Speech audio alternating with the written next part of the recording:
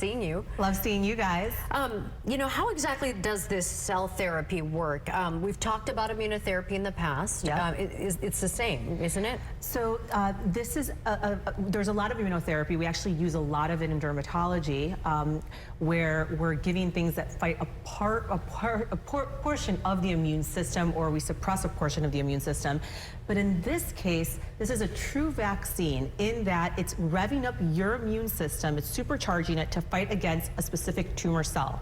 Now, historically, vaccines that have worked against tumors, one being Keytruda, which is one of the most popular ones, we use it with melanoma. They also use it for lung cancer and colorectal cancer.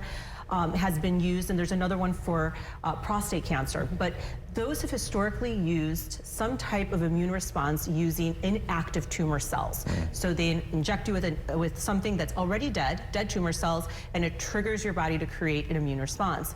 This particular study was a bit different because not only was it tricking the body to kill an active brain tumor, glioblastoma, which is the most fatal brain tumor that exists, but it also trains the body to actually kill any future tumor cell. And here they did modify a live tumor cell, which is different.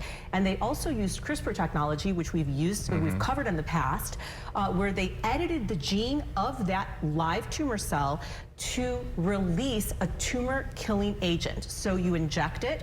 Because it's live, it actually goes directly to where the tumor is. Specifically in the brain, it's a hard barrier to cross over. So when it's live, it actually hones and goes right to where it should, versus when it's inactivated or a dead tumor cell.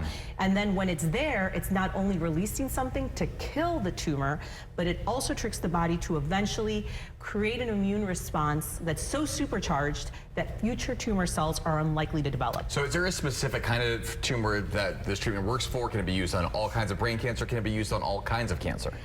Well, my hope, because I'm always, my passion is the future of medicine, because I think that if we take from one discipline, we can always apply it to others, like we've done with Keytruda. And so here, it specifically was tested in an advanced mouse model for glioblastoma, which is a brain tumor, which is one of the harder ones to treat because you have to cross over that brain blood barrier. But I believe that if we're able to use that similar CRISPR technology with other cells in the future, we might actually be immunizing our young population one day against cancer. Wow. Presently, we do it with HPV vaccine or even hepatitis B vaccine. And so perhaps that's the future of where we will be. And how soon will this treatment be available? I do have somebody that I know who's suffering with it right now. Yes.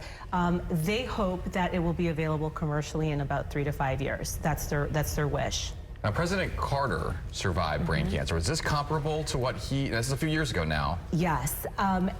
There are many types of brain cancers. Yeah. So glioblastoma is usually fatal within the first year that you're diagnosed. Okay, so it's a different, maybe a different type, obviously, that he had, because I remember it was comparable, where it's like you train your body to fight it, and it's like, this is really just an amazing step forward, isn't it? It is. So this is a vaccine, like a shot, instead of like an infusion that you have to come in and get all the time. Yes, like other immunotherapies. Like other immunotherapies. Exactly. This is just like a shot. Like you go get your flu vaccine and you don't have to think about it again for a year. With hepatitis B, you have to do a series of 3. With HPV, you do a series of 2. This will be similar to that in that perhaps you do 1, 2, and then you have to do a booster eventually. Well, I hope this works for other types of tumors, other types of cancers. Yes, that's like the hope. pancreatic cancer, which is another aggressive one. And hopefully it's available soon. All right, Dr. Sabrina Fabi, thank you. Thank you, guys. Thanks.